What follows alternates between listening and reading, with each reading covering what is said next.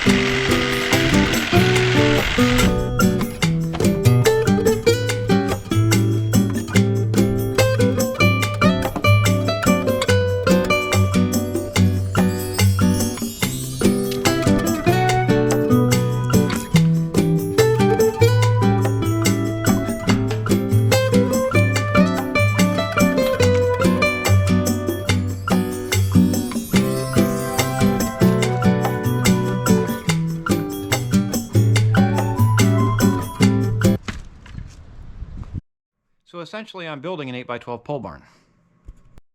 The saplings will serve as the poles to hold the roof structure. One side should be 8 foot, the other side should be 7 foot.